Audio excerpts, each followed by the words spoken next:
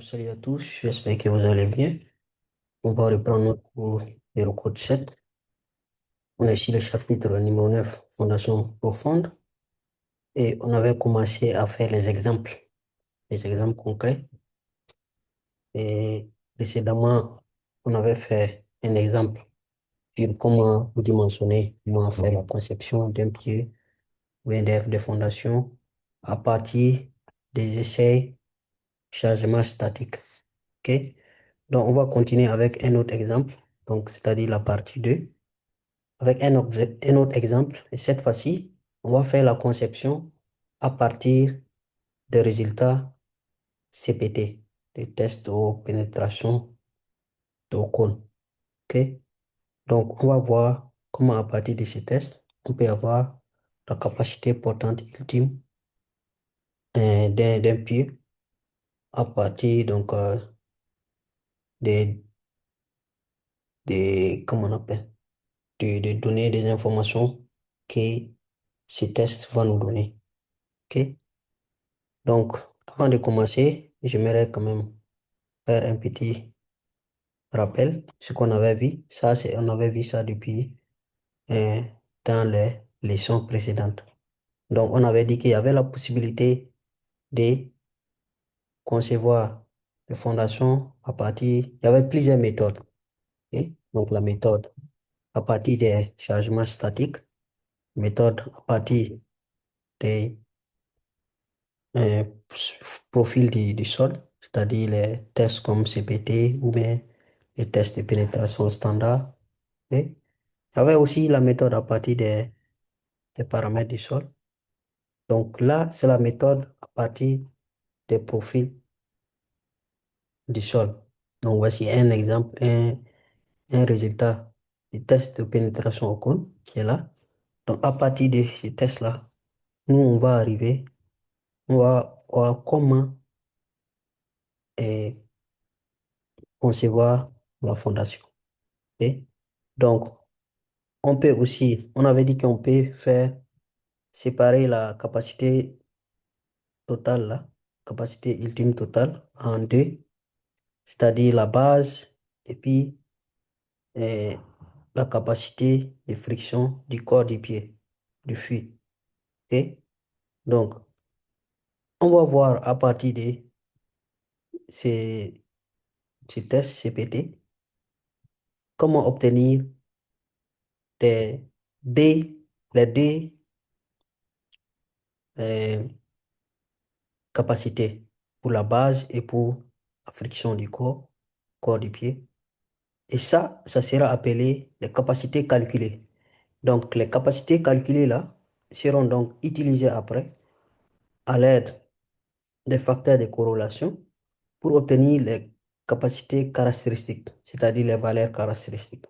Et maintenant, on va utiliser ces valeurs caractéristiques pour obtenir les valeurs de dimensionnement. OK? Valeurs de conception. Donc, c'est étape par étape. Première étape, c'est faire avoir les tests CPT. Deuxième étape, estimer les capacités calculées à partir de ces tests, des résultats des tests.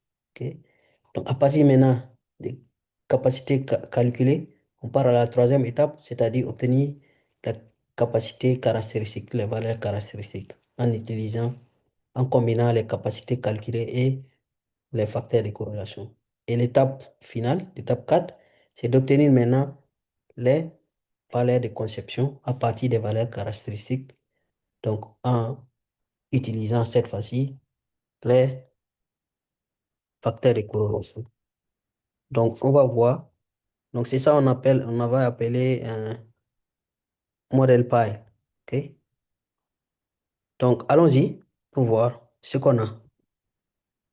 Donc, fondation à partir des profils d'essai de sol. Donc, cette fois-ci, CPT. On va toujours partir avec des pieds forés. Parce qu'on vous avait dit que en fonction du type de la méthode de mise en œuvre du pied, il y a beaucoup de choses qui changent. La méthode de mise en œuvre du pied influence la capacité portante. Donc, on a un profil CPT et nous allons faire le dimensionnement en utilisant deux approches. L'approche de conception numéro un et numéro 2. D'accord? Donc, allons-y avec la situation de conception. Qu'est-ce que nous avons? Nous avons un bâtiment et ce bâtiment-là, on vous dit que doit supporter, après la décharge des charges, on a les charges permanentes caractéristiques de 300 kN. Ça, c'est ce que, la valeur que vous obtenez directement après la descente des charges. Donc, normalement, dans les grands projets, c'est les ingénieurs des structures qui font ça, ce pas les ingénieurs géotechniques. OK? Donc, vous obtenez cette valeur-là, ces valeurs-là, directement à partir des ingénieurs structures. Donc, charge verticale variable, caractéristique. Donc, on a charge permanente et puis charge variable. Voici les deux charges que nous avons. Donc, ça, ce sont des valeurs obtenues à partir des décharges de charge. OK?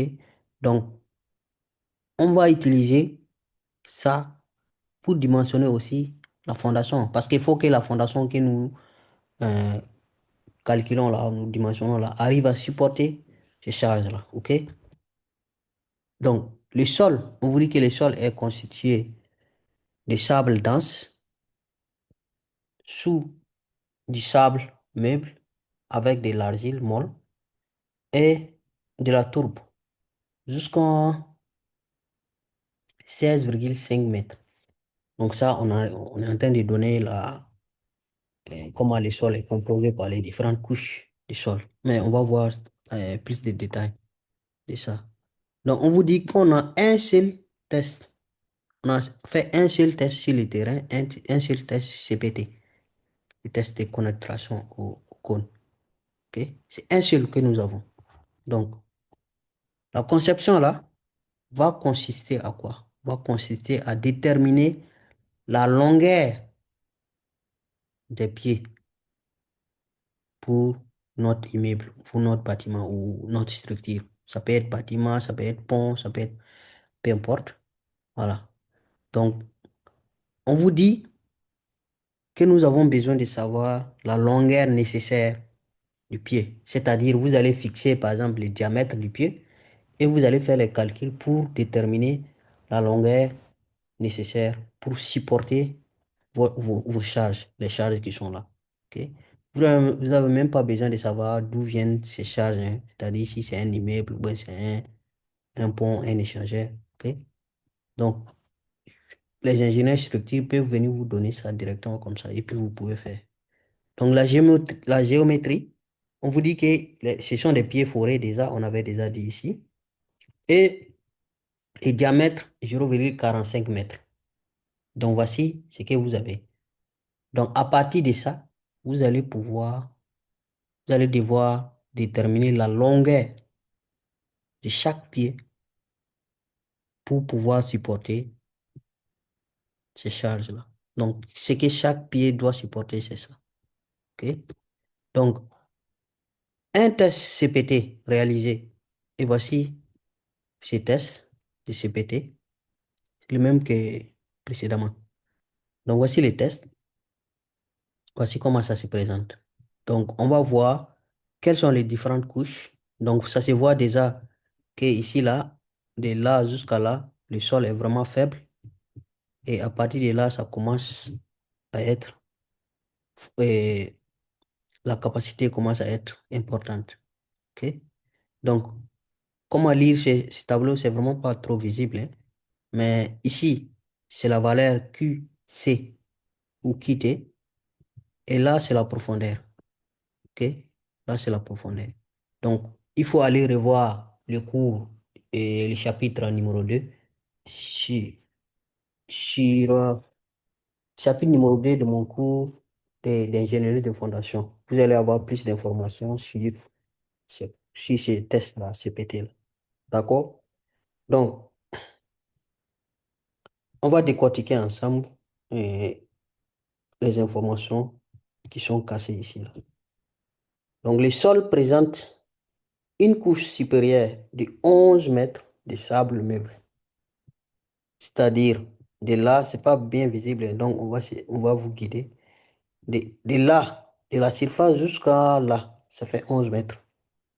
Cette couche-là, c'est une couche de sol, de sable, meuble, ok? D'argile, molle et de tourbe. Et qui sont mélangés ici. Sable, meuble, argile, molle, tourbe, ok? Maintenant, en dessous de cette couche, il y a une couche encore plus faible qui fait 5,5 mètres d'argile, ok? Avec mélangé avec des tourbes. Donc, nous avons au total, 16,5 mètres, parce que 11 plus 5,5, ça fait 16,5, non? C'est ça, non? Donc, 16,5 mètres de sol de faible potence, on va dire comme ça, ok? Donc, en ingénierie, en génie civil, on n'aime pas ce qui est vraiment compliqué. Donc, on va faire une moyenne, mais pas n'importe comment, une moyenne prudente. On va faire une moyenne prudente de cette couche supérieure, ok, de toutes les deux, hein. C'est-à-dire de là jusqu'au 16,5 mètres jusqu'à 16,5 mètres de profondeur. On va faire une moyenne. Et ici, là, c'est pas bien visible, mais là, c'est 0, là, c'est 5, là, c'est 10, là, c'est 15. Ok? La valeur en mégapascal. La valeur des Q, c'est là, en mégapascal. Donc, on va faire une moyenne. Vous voyez que ici, ici c'est 0, ici, c'est 5. Vous voyez que là, si on fait la moyenne, ça sera autour du milieu comme ça, 2,5 à peu près. Donc, on va prendre une moyenne comme ça à peu près, 2,5. OK? Ça, c'est pour cette partie supérieure. Après, on va prendre encore, parce que la couche inférieure là, est constituée de sable dense, qui a vraiment une portance importante, plus élevée. Donc, à partir de 16,5 mètres. OK? On considère que ça continue. Cette couche-là, elle continue jusqu'à une profondeur considérable. Donc, on va faire encore une autre moyenne. Donc là, on voit que cette couche-là, là, c'est 15. OK? Parce qu'on a 0, 5, 10 et 15 ici. Donc, cette couche-là, 15 là, si on fait une moyenne prudente, ça va faire autour de 12,5. Comme ça. Donc, entre 10 et puis 15. On va faire 12, OK? 12,5. Donc, vous voyez que cette moyenne-là, elle est vraiment petite. Presque toute la majorité des valeurs dépassent cette moyenne. Mais on va essayer de tracer ça, les moyennes là, pour vous, vous allez voir. OK? Donc, on va supposer aussi, parce que, comme j'ai dit, en génie civil, nous aimons ce qui est facile. Nous aimons ce qui est simple. Peut-être pas facile, mais simple. Simplifier les problèmes pour que ça avance. Donc, on va considérer que de 0 jusqu'à 16,5 mètres, là, il n'y a aucune résistance de frottement du corps du pied. Ça veut dire que on va considérer que dans notre dimensionnement, on va considérer que c'est seulement la couche d'en bas là qui apporte une résistance de friction. Je ne parle pas de la résistance de la base du pied. Voilà. Et ça, c'est évident que ça sera cette couche seulement. Donc, on va considérer que en tout, c'est cette couche seulement qui contribue à, euh, à la résistance du pied. Parce que la résistance de la base du pied, ça sera cette couche, évidemment. Et on va considérer que aussi pour le frottement du corps du pied, résistance du frottement, ça sera seulement cette couche. Parce que celle-là, là, les valeurs sont très faibles, donc on va les négliger. C'est juste pour plus de sécurité. OK? Et si vous faites ça, il n'y a aucun ingénieur au monde qui va vous blâmer. Voilà. Donc voici un peu la moyenne. Si on fait, vous voyez, c'est très là, en pointé là. C'est la moyenne de 2,5. Vous voyez qu'elle est vraiment une moyenne prudente. Parce que la majorité